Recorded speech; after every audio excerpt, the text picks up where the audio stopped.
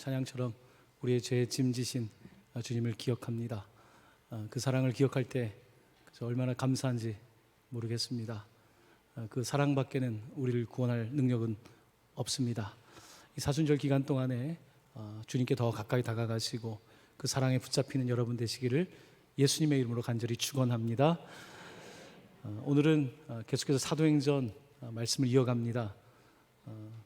바울의 1차, 2차 전도 여행을 중심으로 해서 성령께서 어떻게 선교의 지도를 펼쳐나가시는지 거기에 대한 초점을 두고 말씀을 전하고자 합니다. 바울은 3차 전도 여행을 한 것으로 익히 알려져 있습니다. 거리는 약 16,000km 정도 생각을 합니다.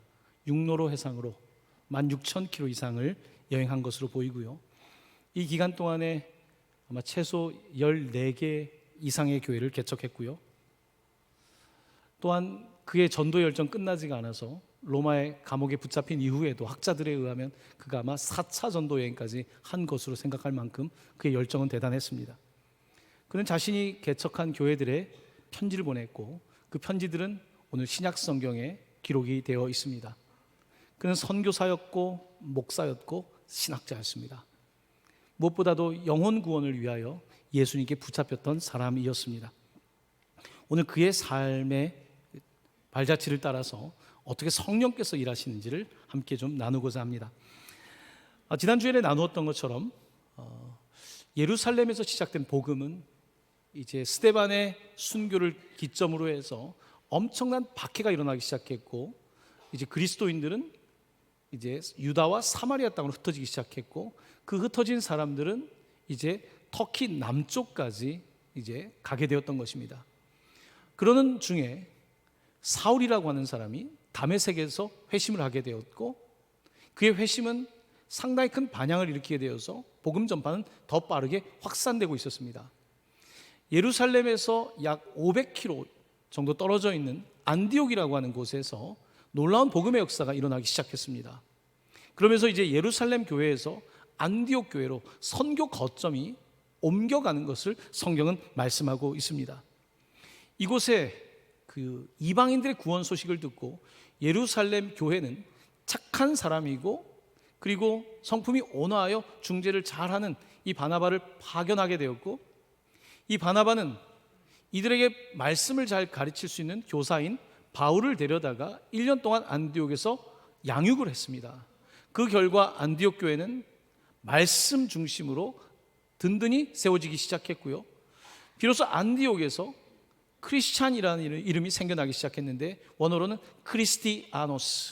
크리스티아노스는 follower of Christ, 그리스도를 따르는 자를 뜻하는데, 사람들은 그곳에서부터 이제는 특정한 호칭으로 불림을 받게 된 것입니다. 이제는 유대인의 분파가 아니라, 유대인들의 속한 일부가 아니라 전적으로 그리스도를 따르는 사람이라고 이름이 붙여지게 되었습니다. 안디옥 교회가 이렇게 성장하고 있을 때, 그런데 성령께서는 한 가지 참 중요한 의미 있는 부탁을 하셨습니다. 그것은 바울과 바나바를 따로 세워서 선교사, 전적인 선교 일을 할 수 있도록 이 일을 감당하라는 것이었습니다. 안디옥 교회는 자신들에게도 소중했던 바울과 바나바를 이제 파송하는 일을 기꺼이 감당하게 되고, 바울과 바나바는 1차 전도 여행을 시작하게 되는데요, AD 47에서 48년경으로 학자들은 추정하고 있습니다. 자, 이제 지도를 보면서 조금 말씀을 드리겠습니다. 여러분, 제일 보시면 이제 출발하는 화살표가 있는 그 터키 남쪽에, 시리아 바로 북단에, 시리아 내전 이후에 사람들이 가장 난민으로 살고 있는 그쪽 지역입니다. 바로 그 안디옥이 거점이 되어서 이제 선교 여행을 떠나는데, 그들이 처음으로 갔던 곳은 바로 섬입니다. 우리 말로는 구브로라고 되어 있는데 키프러스 혹은 영어 발음으로는 사이프러스라고 하는 곳입니다. 바로 그 섬으로 가게 된 겁니다. 바로 이 구브로가 바나바의 고향입니다. 바나바의 고향인 이 구브로에 가서 복음을 전하게 된 것입니다. 이곳에 복음을 전하는 첫 번째 사건이 있는데, 그때 만난 사람 하나가 바예수라는 사람이었습니다. 바자는 아들을 뜻하고 바예수는 예수의 아들이란 뜻입니다. 어떤 유대인이 바예수라고 하는 이름으로 거짓 일종의 무당 역할을 하고 있었던 겁니다. 당시에는 종교로 장사하는 사람이 참 많았습니다. 요즘도 이단 사이비로 종교 장사하는 사람도 있지만 바예수라고 하는 이름을 가지고 있는 사람이 그곳에서 나름대로 행세를 하고 있었습니다. 바나바는 그를 바라보면서 그가 잘못됨을 꾸짖고 그는 일시적으로 눈이 멀게 됩니다. 이런 일이 벌어지면서 주변에 있는 사람들이 그 말씀의 권위에 놀라게 됩니다. 이적과 표적과 기사가 따라오게 되는 거죠. 그러면서 이 구브로 땅에도 복음이 전파되기 시작했고 이 섬 안에 복음의 확산이 벌어지게 된 겁니다. 바로 이곳에서 이제 한 사람을 하나님께서 또 주셔서 데리고 가게 되는데요. 그가 누구냐면 바로 마가라는 사람입니다. 마가복음을 기록한 마가라고 하는 사람이 바나바의 조카인데 그를 포함시켜 가지고 이제 그 다음 여행지를 가게 되는데요. 이들이 계속해서 복음을 전하는데 이제 계속해서 지도를 보여주시면 이곳에서 이제 구브로에서 복음을 전하다가 이제 그 위쪽으로 올라가면 이제 터키 이제 육지로 올라가게 된 거죠. 그쪽에 올라가서 아탈리아 버가를 지나서 그 위쪽에 가면 또 안디옥이라고 있습니다. 성경을 읽으면서 안디옥이란 말이 헷갈릴 수가 있는데 그 위에 있는 안디옥, 터키 쪽 위에 있는 안디옥을 비시디아 안디옥이라 그럽니다. 그러니까 안디옥은 이쪽 시리아에 가까운 안디옥이 있고 비시디아 안디옥이 있습니다. 그러니까 여러분들 헷갈리지 마시고요. 이 비시디아 안디옥을 거쳐서 이제 루스드라 더베까지 가서 복음을 전하고 이제 다시 돌아오면서 안디옥에서 이제 여정을 마치게 되는 것이 1차 전도 여행인데요. 이제 이 구브로 섬에서 복음을 전하고 위로 올라가면서 계속 이적과 표적이 나타나기 시작하는데 동시에 유대인들의 핍박이 만만치 않습니다. 또한 그 지역의 유지들이 자꾸 종교를 가지고 장사하는 사람들인데 바울과 바나바가 와서 복음을 전하자 그들의 생계 위협을 받다 보니까 이들을 계속해서 박해하고 핍박하는 일이 벌어지게 되었습니다. 그들이 전도하다가 이제 저 끝에 가면 루스드라라고 하는 곳에 도착했을 때 이야기입니다. 그때 그곳에서 태어날 때부터 안진뱅이였던 사람이 있었습니다. 그는 걷지 못하고 있었는데 바울과 바나바는 그에게 하나님께서 그를 고쳐줄 것이라는 믿음이 있었고 또한 그에게도 믿음이 있는 것을 보고 그를 위하여 기도할 때에 그가 일어나게 되는 기적이 나타나게 되었습니다. 이 기적이 일어나자 그 루스드라 지역에 난리가 났습니다. 도대체 이 사람들은 누구이길래 평생 동안 한 번도 일어나지 못한 사람이 일어나게 되었는가 하면서 사람들 사이에 이런 소문이 퍼지기 시작했습니다. 사도행전 14장 12절 말씀입니다. 바나바는 제우스라 하고 바울은 그 중에 말하는 자이므로 헤르메스라 하더라. 우리가 익히 알고 있는 그 그리스 신화에 있는 이야기입니다. 제우스와 헤르메스라고 하는 이름을 붙이면서 바나바는 제우스다 그리고 바울은 헤르메스라고 하는 이야기를 합니다. 그 당시의 종교적 상황을 여러분들이 알 수 있습니다. 사람들은 늘 신화 속에 살고 있었습니다. 그래서 저런 일이 있으면 저 신이 한 것이다, 저 신이 한 것이다. 굉장히 또한 신통방통하게 뭔가 하는 사람들을 보면 그들을 존중하기도 하고 굉장히 어쨌든 이런 종교성이 많았던 상황이었습니다. 자, 이렇게 사람들은 제우스, 헤르메스라고 하고 심지어 가서 예배하고 난리가 났습니다. 그때의 바울과 바나바는 이렇게 말합니다. 사도행전 14장 14에서 15절입니다. 두 사도 바나바와 바울이 이런 것을 듣고 옷을 찢고 무리 가운데 뛰어 들어가서 소리질러 이르되 여러분 어찌하여 이러한 일을 하느냐 우리도 여러분과 같은 성정을 가진 사람이라 여러분에게 복음을 전하는 것은 이런 헛된 일을 버리고 천지와 바다와 그 가운데 만물을 지으시고 살아계신 하나님께 돌아오게 하려 함이라. 아멘. 오늘 바나바와 바울은 사람들이 신이라고 부르는데 여러분 아닙니다. 눈에 보이는 우상, 아무런 생명이 없는 우상이 아니고 또한 이 땅 가운데 피조물로 짐을 받은 우리가 아니라 오늘 안진뱅이를 일으킨 것은 바로 천지를 지으신 하나님이십니다. 바로 하나님에 대한 놀라운 복음을 전했고요. 그가 예수 그리스도를 보내주신 그 복음을 전할 때에 그들은 더욱더 믿게 되지 않았겠습니까? 복음이 루스드라 지역에 더베 지역에 계속해서 확장되고 있었던 것입니다. 자, 이렇게 1차 전도 여행을 통해서 바울은 바나바는 약 2,000km 정도의 거리를 다니면서 1차 전도를 하게 되었고, 이제 다시 그 길로 돌아오면서 안디옥에 도착하게 되었습니다. 안디옥에 도착했을 때 이야기입니다. 사도행전 14장 26절 28절입니다. 거기서 배 타고 안디옥에 이르니 이곳은 두 사도가 이룬 그 일을 위하여 전에 하나님의 은혜에 부탁하던 곳이라. 그들이 이르러 교회를 모아 하나님이 함께 행하신 모든 일과 이방인들에게 믿음의 문을 여신 것을 보고하고 제자들과 함께 오래 있으니라. 아멘. 1차 전도 여행이 끝나고 선교 보고를 하고 너무 기쁜 거예요.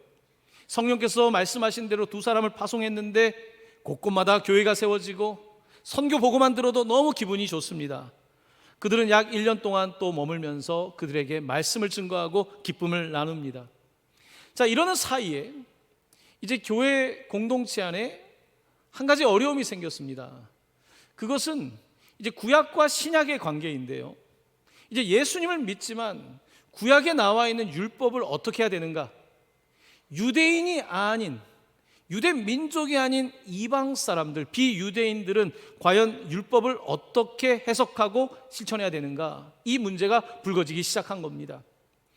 특별히 그 문제를 일으킨 사건이 있었는데요. 사도행전 15장 1절입니다. 우리 이 말씀 같이 읽겠습니다. 어떤 사람들이 유대로부터 내려와서 형제들을 가르치되 너희가 모세의 법대로 할례를 받지 아니하면 능히 구원을 받지 못하리라 하니, 이제 점점 갈등이 심각해지는 겁니다. 어떤 사람들이 유대인의 징표는 할례거든요. 할례를 받지 못하면 능히 구원을 받을 수 없다. 그러니까 예수님으로만이 아니라 할례를 받아야 된다라고 말하기 시작한 겁니다. 이런 일이 있기 시작하자 이제 유대인과 비유대인 그리스도인들 사이에서 갈등이 있었고요. 이 문제를 가지고서 예루살렘에 이제 바울과 바나바가 가게 됩니다. 그러면서 이 사건 때문에 하나의 그들의 회의가 열리게 되고, 그때 베드로가 중요한 하나님의 말씀을 선포하게 됩니다. 우리가 사도행전을 읽으면서 익히 이미 들었지만 베드로도 이방 선교에 마음이 열리고 있지 않았습니다. 그때 하나님께서 환상을 보여주시죠. 12시 기도하던 시간에 환상 가운데 보자기 같은 네모난 것이 내려오고 거기에 각종 부정한 짐승들이 있었습니다. 하나님의 음성이 이것을 잡아먹으라 3번 들리죠. 그리고 그 환상이 사라집니다. 이것이 어떤 뜻인지 알지 못했을 때에 고넬료라고 하는 로마의 백부장을 만나게 하시고 바로 이방 사람들을 향한 복음의 문이 열리는데, 이제는 율법이 아니라 복음으로써 하나님이 세상을 구원하신다는 것을 알게 하신 것입니다. 베드로는 이방 구원에 대하여 하나님께서 이미 마음을 열어주셨고, 이 사건, 할례에 대해서 어떻게 할 것인가에 대한 사건에 대해서 베드로는 하나님의 감동으로 분명하게 사도행전 15장 11절에서 이렇게 선포하고 있습니다. 우리 이 말씀을 같이 나눕니다. 그러나 우리는 그들이 우리와 동일하게 주 예수의 은혜로 구원받는 줄을 믿노라 하니라. 아멘. 사도행전 15장 11절은 아주 근본적인 구원에 관한 말씀입니다. 우리는, 그러니까 유대인들은, 그들이, 이방인들이 우리와 동일하게 주 예수의 은혜로 구원받는 줄을 믿노라. 아멘. 주 예수의 은혜 외에 할례도 어떠한 율법도 구원을 막을 수 없다는 것을 분명하게 예루살렘 교회가 선포하고 있는 장면입니다. 이제 비유대인들은 이제는 율법 그 위에 있는 예수 그리스도 말미암아 구원을 받았기 때문에 이제 음행하는 것과 이제 피를 함부로 먹는 것과 이런 몇 가지를 제외하고 나서는 율법으로부터의 자유를 선포하게 되었고, 할례를 받지 않아도 그들은 여전히 그리스도인으로 수용된다라고 하는 굉장히 파격적인 변화를 겪게 되었다고 말씀하고 있는 것입니다. 오늘 기독교 복음에서 가장 중요한 내용이 바로 사도행전 15장 11절인데요. 그런데 계속해서 교회들에는 이 갈등이 있습니다. 계속해서 구원에 대한 이야기를 할 때에 사람들은 할례를 받아야 된다, 뭐 이렇게 해야 된다, 면죄부를 사야 된다, 여러 가지 공로를 이야기하고 있는 것입니다. 그래서 갈라디아 교회에는 다른 복음이 들어옵니다. 그러니까 이단의 복음이 들어오기 시작합니다. 에베소도 마찬가지입니다. 그래서 에베소 교회에 사도 바울을 통하여 편지를 주실 때 분명하게 구원에 관하여 이렇게 선포하고 있습니다. 함께 에베소서 2장 8절 말씀을 봉독합니다. 너희는 그 은혜에 의하여 믿음으로 말미암아 구원을 받았으니 이것은 너희에게서 난 것이 아니요 하나님의 선물이라. 아멘. 아멘. 구원에 대한 확증의 말씀입니다. 은혜에 의하여 믿음으로 말미암아, 영어로는 by grace. 이것은 수동태입니다. 내 스스로 구원을 하는 것이 아니라 by grace, 은혜에 의하여. 또한 through faith, 믿음을 통해서, 믿음이라고 하는 방법을 통해서. 그러니까 구원의 주체는 예수 그리스도의 은혜이고 우리는 그것을 믿음으로 받아들임으로 말미암아 구원을 받는다. 바로 이것이 구원의 핵심 가르침입니다. 여기에 다른 것을 추가하면 이단 사상이 되는 것입니다. 오늘 예루살렘 교회는 분명하게 예수 그리스도의 은혜로 구원받았음을 선포하고 이제는 이방 모든 사람들에게도 이 복음을 전할 것을 확신 있게 외치고 있는 것입니다. 자, 이렇게 이제 교회 안에 있던 갈등은 예루살렘 교회가 회의하고 중재하고 결론을 내므로써 더욱더 이방인 구원의 문은 확실하게 열리게 되는데요. 자, 이제 바울과 바나바는 이제 한 1년여의 시간이 지나고 다시 하나님께서 자기들을 따로 떼어 부탁하신 선교를 위하여 떠나가기로 결정을 하게 됩니다. 사도행전 15장 36절 말씀입니다. 우리 같이 말씀을 읽습니다. 며칠 후에 바울이 바나바더러 말하되 우리가 주의 말씀을 전한 각 성으로 다시 가서 형제들이 어떠한가 방문하자 하고. 아멘. 그러니까 이제 시간이 지난 후에 바울이 바나바한테 1차 아까 지도 가운데 봤던 그곳을 다니면서 다시 형제들을 체크하고 같이 믿음을 북돋자라고 말하면서 2차 전도 여행을 준비하게 된 것입니다. 자, 이제 2차 전도 여행을 가면 되는데 한 가지 어려운 문제가 발생하게 되었습니다. 그 문제는 아까 말씀드렸던 그 바나바의 그 조카인 마가로 인하여 발생한 겁니다. 마가 때문에 바울과 바나바 사이에 갈등이 생긴 겁니다. 삼각관계가 생긴 것입니다. 그 내용이 기록되어 있는데 사도행전 15장 37에서 41절까지의 말씀입니다. 우리 이 말씀을 같이 봉독합니다. 바나바는 마가라 하는 요한도 데리고 가고자 하나 바울은 밤빌리아에서 자기들을 떠나 함께 일하러 가지 아니한 자를 데리고 가는 것이 옳지 않다 하여 서로 심히 다투어 피차 갈라서니 바나바는 마가를 데리고 배 타고 구브로로 가고 바울은 실라를 택한 후에 형제들에게 주의 은혜 부탁함을 받고 수리아와 길리기아로 다니며 교회들을 견고하게 하니라. 아멘. 아멘. 자, 이제 그 다음 2차 전도 여행의 지도를 보시면요,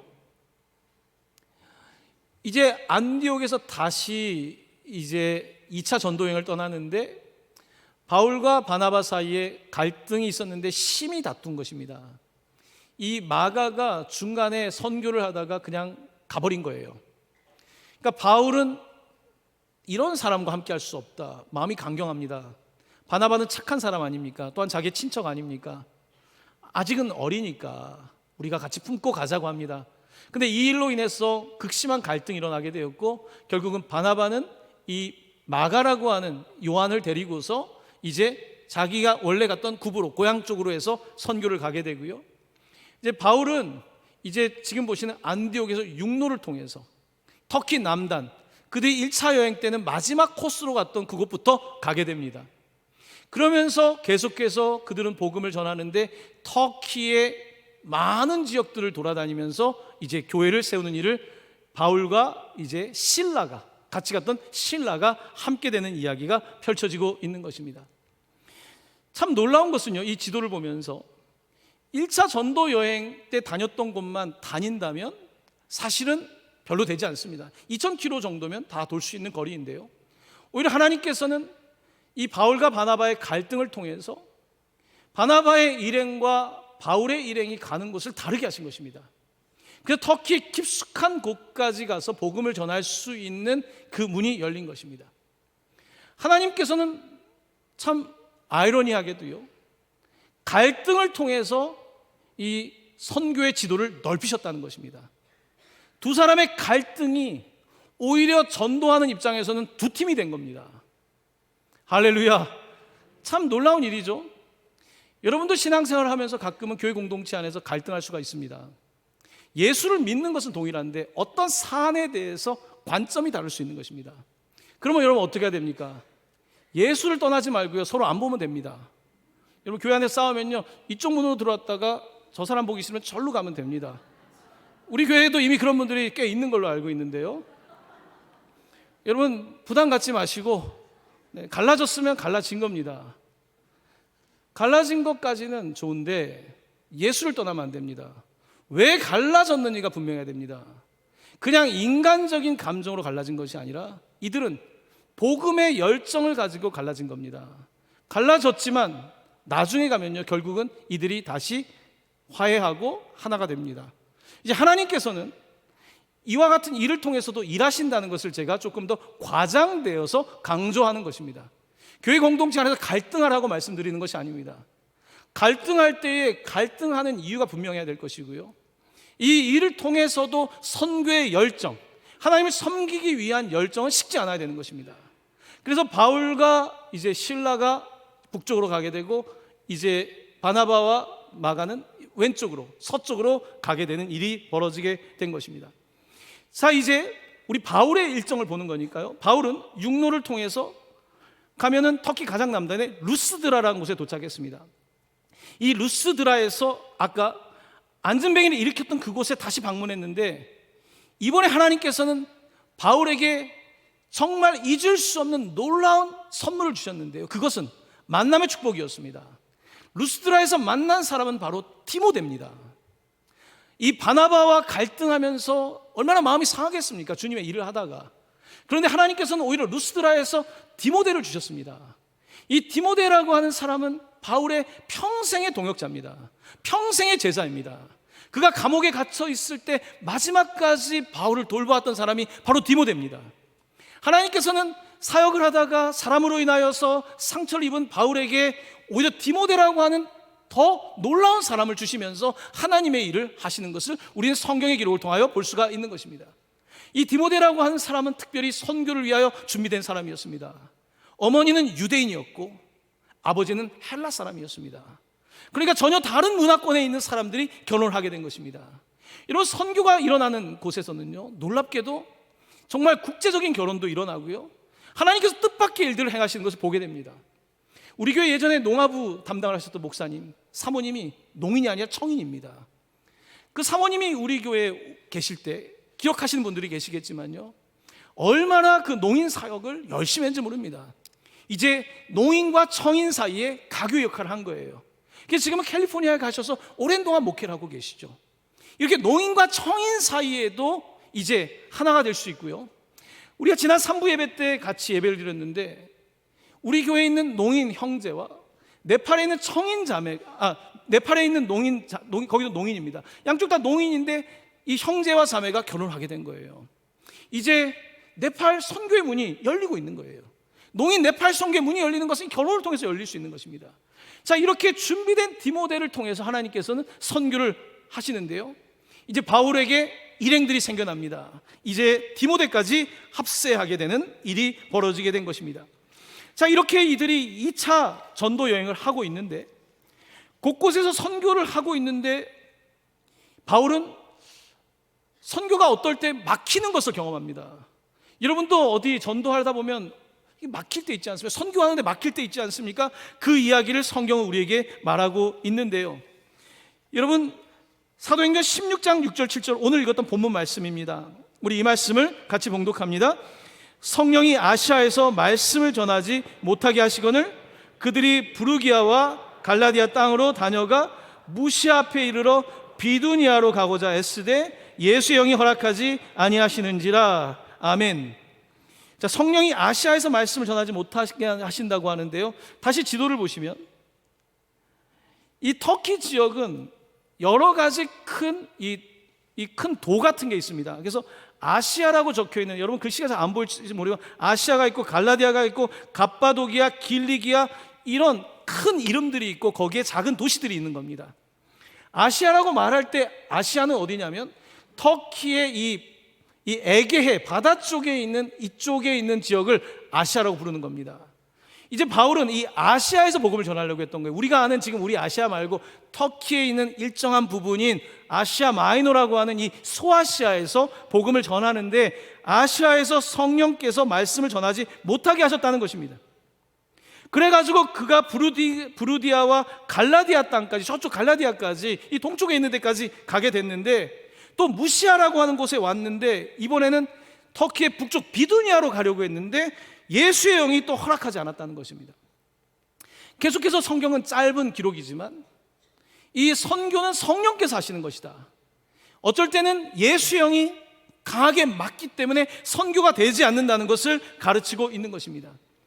바울은 계속해서 고민하며 기도합니다. 그러면 주님, 어디로 가야 됩니까? 성령께서는 어떤 지도를 말씀하고 있는 겁니까? 바나바와 갈등하면서 정말 다른 지역에서 선교를 하고 있고, 그런데 이 지역이 열리지 않는데 주님 어떻게 해야 됩니까? 바울은 기도했을 것입니다. 기도하던 중에 하나님께서는 그에게 환상을 보여주십니다. 사도행전 16장 9에서 10절 말씀입니다. 밤에 환상이 바울에게 보이니 마게도냐 사람 하나가 서서 그에게 청하여 이르되 마게도냐로 건너와서 우리를 도우라 하거늘. 우리 그 다음 같이 읽겠습니다.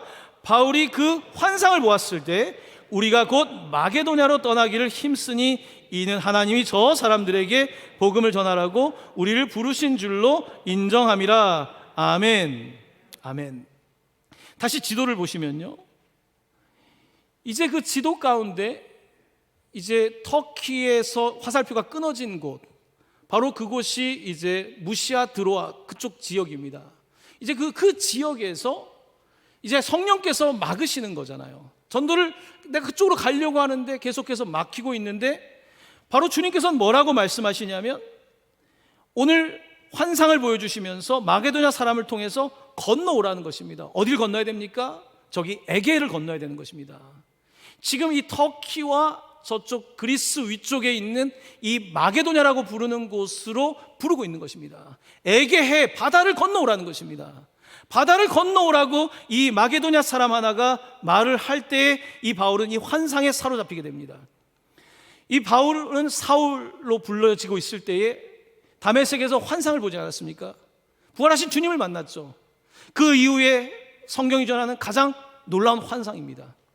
놀라운 환상이 보여주는데 바로 마게도냐로 이곳을 건너가야 유럽인 것입니다. 터키를 건너가야 유럽인 거예요. 바로 그곳으로 건너와 달라고 하는 그 음성을 듣고 이제 바울과 일행들은 그 배를 타고 그곳을 건너가게 되는 내용입니다. 자, 이 말씀을 읽으면서 오늘 우리는 성령께서는 계속해서 우리에게 맵, 지도를 주신다는 것을 말씀하고 있습니다. 예수의 영은 사실은 선교의 영입니다. 예수의 영은 선교의 영인데 예수님께서는 끊임없이 우리를 도전하고 있습니다. 헨리 말틴이라는 사람은 이렇게 말합니다. 예수의 영은 곧 선교의 영입니다. 그에게 더 가까이 다가갈수록 우리는 더욱 강렬한 선교사가 되어가기 마련입니다. 예수님에게 더 가까이 가면 갈수록요, 선교가 하고 싶어진다는 것입니다.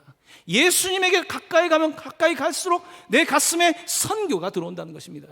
그래서 오늘 예수의 영은 선교의 영이고, 선교의 영을 받은 바울과 그의 일행들은 더 가까이 주님이 부르시는 곳으로 가는데 바로 다급했던 마게도냐, 유럽을 향하여 나아가게 되는 것입니다.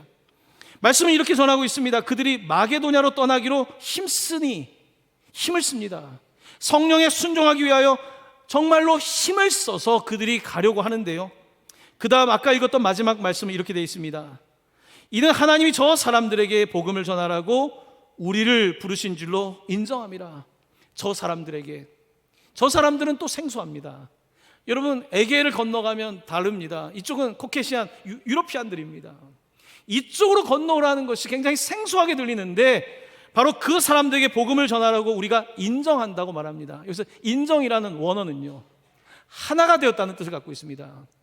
지금까지는 성령께서 자꾸 막으시지 않습니까? 예수 영이 막지 않습니까? 하나가 되지 못했던 겁니다. 자, 그런데 오늘 환상을 보고 주님의 뜻은 아시아가 아니고 여기 남아있는 터키 지역이 아니라 바로 마케도냐와 유럽이라는 것에 대해서 그들이 일치하게 되는 것입니다. 성령과 하나님의 사람들이 일치되어서 함께 떠나는 역사가 나타나게 된 것입니다. 자, 그러면 어떤 일이 벌어질까요? 성령께서 말씀하신 대로 우리가 수용하고 하나가 될 때 어떤 일이 일어날까요? 그 전의 지역에서는 힘을 써도 열매가 없었습니다. 그런데 이제 마케도냐로 건너가서는 엄청난 일이 벌어지게 되는데 바로 그곳은 빌립보였습니다. 바로 마케도냐의 가장 수도 같은 도시인 빌립보에 복음이 전파되는데요, 그곳에 도착했을 때 하나님은 마게도니아 손짓을 했던 사람을 만나게 하셨습니다. 그것은 남자가 아니라 여자였습니다. 그 여자의 이름은 바로 루디아입니다. 루디아는 자색 옷감 장사를 하던 사람입니다. 자색 옷감은 왕들, 귀족들이 입는 색깔입니다. 이것을 웬만한 염료로 뽑아낼 수 없는 독특한 색깔입니다. 이 보라 색깔, 우리 사순절에 하는 이 색깔은 굉장히 값비싼 색깔입니다. 이것을 장사하는 루디아를 만난 것입니다. 그 주변에 여인들이 있었던 거죠. 하나님은 이 루디아를 통해서 놀라운 일을 행하시는데요, 이제 교회를 세우시고 많은 계층에게 복음을 전할 수 있는 그 통로가 루디아가 되는 것입니다. 루디아에게 복음을 전하고 그들이 구원을 받고요, 또한 한 가지 일이 벌어집니다. 그곳에 귀신 들려서 종교 장사하는 어떤 여종이 있었습니다. 그 뒤에는 주인이 있었고요, 이 여종이 워낙 점을 잘 치고 워낙 무당짓을 잘하니까 사람들이 돈을 갖다 준 거예요. 그래서 이 여종의 주인이 오히려 돈을 벌었습니다. 바울은 이 여종을 바라보면서 안타깝게 여기고 귀신을 내쫓습니다. 그러자마자 이 여자가 온전해지니까 이제 무당 일을 할 수가 없는 겁니다. 이 일로 주인은 바울과 실라를 고발하게 됩니다. 그들이 빌립보 감옥에 갇히죠. 빌립보 감옥에 갇혔을 때 그들이 기도하고 찬송할 때에 지진이 일어납니다. 여러분 아시다시피 이곳은 지진이 잘 일어나는 지역입니다. 지진이 일어났고 그리고 옥문이 열렸고 그 사실을 안 간수는 놀랍니다. 그래서 자기 스스로가 자결을 하려고 하죠. 그때 바울이 말합니다. 우린 도망치지 않았습니다. 여기에 있습니다. 간수는 이 사건에 놀라움을 금치 못합니다. 그리고 어찌하여야 우리가 구원을 얻겠습니까? 그때 바울은 선포합니다. 주 예수를 믿으라. 그리하면 너와 내 집이 구원을 받을 것이다. 그들은 그 자리에서 즉시 이제 세례를 받고 구원을 받는 역사가 벌어집니다. 하나님의 말씀에 순종했을 때 빌립보에서 일어났던 구원의 역사는 강력합니다. 성경의 빌립보서, 바울이 가장 애틋하고 사랑스럽게 쓴 편지가 바로 빌립보서입니다. 빌립보를 향한 바울의 마음, 빌립보서를 읽어보면 절절하게 느껴지는 것입니다. 바로 그 마케도냐 사람 하나가 오라고 했고 그 빌립보에 복음이 전파되었고 빌립보는 오늘까지 우리에게 놀라운 하나님의 사랑에 대하여 선포하고 있는 것입니다. 할렐루야! 바로 그렇습니다. 성령께서는 이렇게 지도를 그리시는데요, 사실은 아까 바나바와의 다툼 때문에 일어난 일이지만 하나님께서는 계속해서 지도를 만들어 가시는데 터키 전역에 구원을 이루셨고요, 이제 아직 거기까지는 건너가지 못하는 바울 일행을 유럽으로 건너오게 하시고, 그리고 지도를 아까 보시면요, 이제 빌립보를 시작으로 해서 다시 지도를 한번 보여주시면 위에 빌립보에서 남쪽으로 내려오면 이제 그리스 반도로 오게 되면 그 다음이 데살로니가입니다. 베레아입니다. 그 다음에 쭉 내려오면 아래쪽에 아테네가 있고 그 다음에 고린도가 있는 것입니다. 바로 이렇게 복음을 전하고 이제 2차 전도여행을 마무리하는 거예요. 다시 안디옥으로 돌아가는 것입니다. 엄청난 확장된 2차 전도여행은 1차 전도여행과는 비교가 될 수 없는 확장된 복음 사역이었던 것을 볼 수가 있습니다. 하나님께서는, 성령께서는 이렇게 우리의 계산 이상으로 지도를 가지고 계시고 선교를 하고 있다는 사실을 우리는 알 수가 있는 것입니다. 오늘 본문을 통해서 우리는 아시아권에서 이 터키 지역에서 복음이 전파된 것을 보았고 이제 그리스와 마케도니아에서 복음 사역이 전파된 것을 알고 있는데요, 근데 이 복음이 우리가 살고 있는 진짜 아시아 특별히 동아시아까지 오는 데는 상당히 시간이 걸렸습니다. 15세기에 가톨릭 교회가 오기도 하고요, 일본, 중국 이런 곳에 가서 복음이 전파되긴 하지만요, 이 복음이 특별히 개신교 복음이 들어온 것은 너무 늦었습니다. 언제냐면 19세기입니다. 19세기에 로버트 모리슨이라고 하는 포르투갈 선교사가 들어오게 되죠. 마카오는 여러분 포르투갈이 지배했던 곳입니다. 바로 이 마카오를 기점으로 해서 중국 선교가 시작되게 되었고 이제 허드슨 테일러 같은 중국 내지 중국 내지 선교를 하고자 정말 많은 사람들이 일어나서 중국 선교에 힘을 씁니다. 엄청난 박해와 핍박이 있었고요. 그 사이에 일본에 들어가서도 복음 전파가 일어나는 이 19세기에 인도, 중국, 일본, 심지어 인도네시아 비롯한 동남아시아까지 복음이 들어가는데 이 조선 땅은 이상하게 복음이 들어오지 못하고 있었습니다. 은둔의 땅이었습니다. 바로 이곳에 복음이 들어오게 되는 이야기는 참으로 놀랍습니다. 우리나라의 그 19세기 말은 굉장히 복잡했습니다.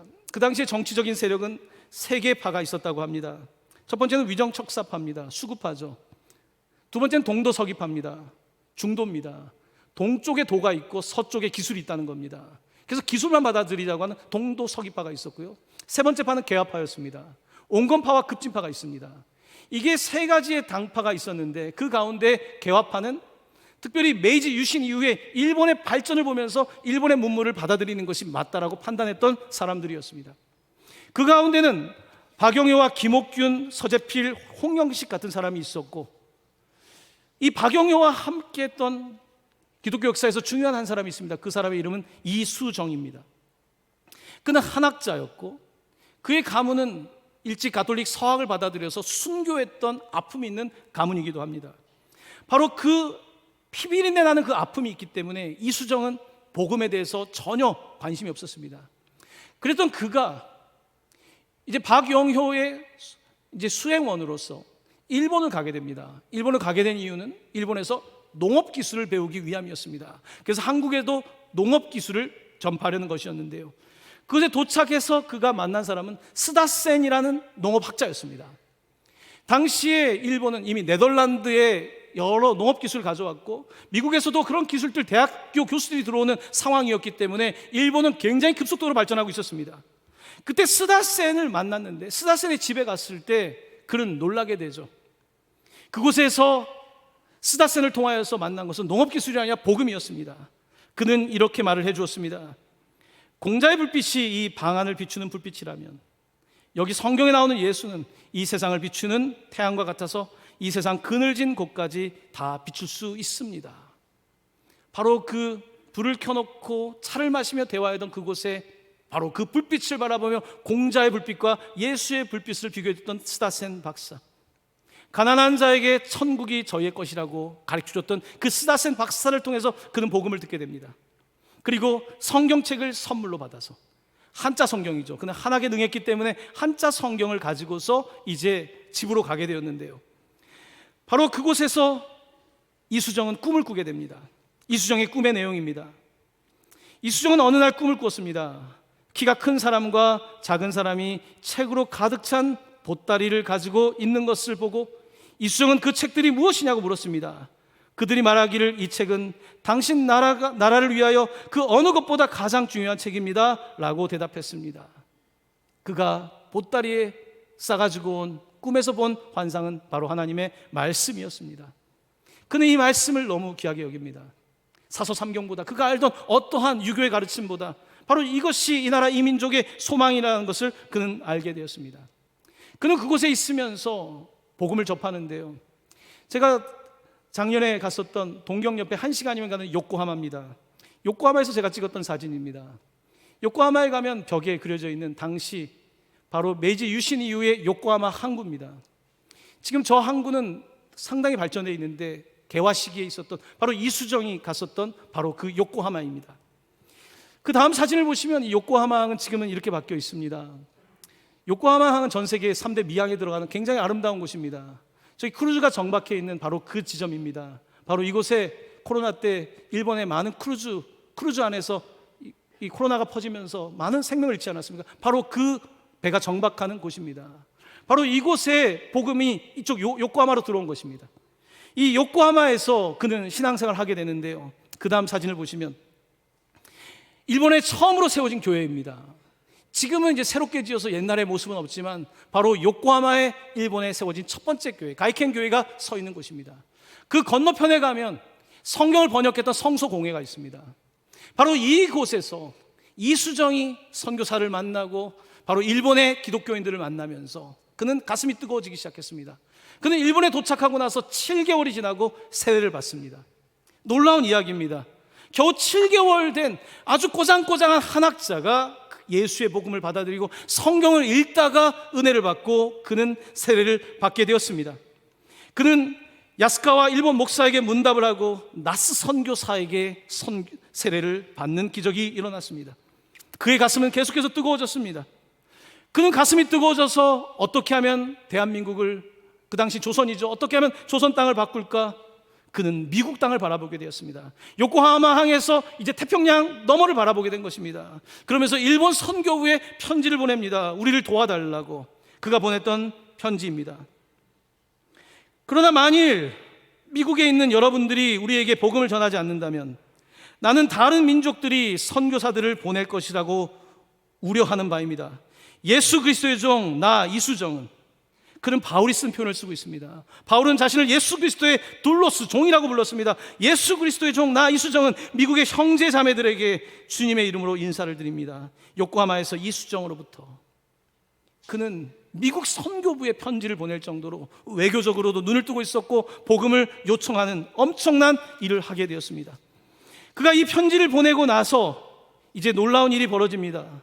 그 당시는 리바이벌, 얼마 전에 우리가 켄터키 에즈베리의 리바이벌 얘기하지만 그 시기는 전 세계적으로 리바이벌의 역사가 일어나던 때였습니다. 그때 젊은이들이, 20대 젊은이들이 내가 주님을 위해 헌신하겠다고 바로 일어나던 그때에 바로 우리 장로교를 시작한 언더우드 그 젊은이가 이 편지의 내용을 듣게 됩니다.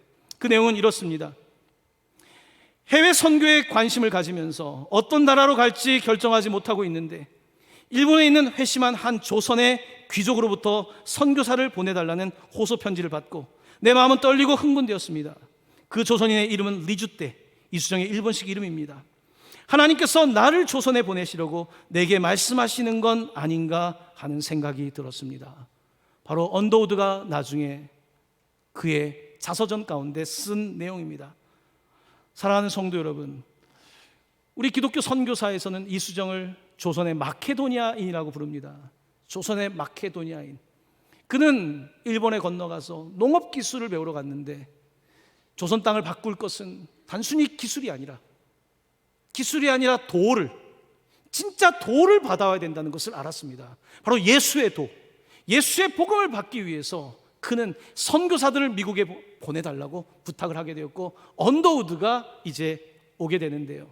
그와 함께 감리교를 세워 오늘 한국교회의 두 축은 감리교와 장로교와 감리교 아닙니까? 바로 아펜젤러가 함께 오게 되는 것입니다.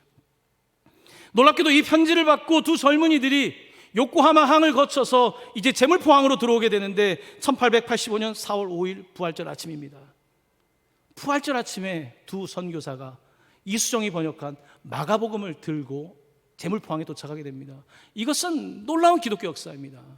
바로 건너와 달라고 에게보다 훨씬 더 멉니다. 태평양을 건너서 몇 달의 배를 타고 그들이 이곳에 건너와서 요코하마를 거쳐서 이제 동해를 건너서 바로 이 서해 제물포항까지 도착하게 된 것입니다.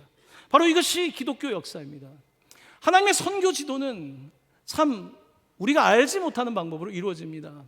바울을 통해서 이제 유럽의 선교를 여셨다면요, 바로 하나님께서는 계속해서 로버트 모리슨을 포함한 허드슨 테일러 같은 많은 선교사들을 통해서 중국의 문을 여시고 일본의 문을 여시는데 특별히 이수정이라는 이 한 사람을 통해서, 그 변화된 한 사람을 통해서 하나님께서 선교사를 보내주신 것입니다.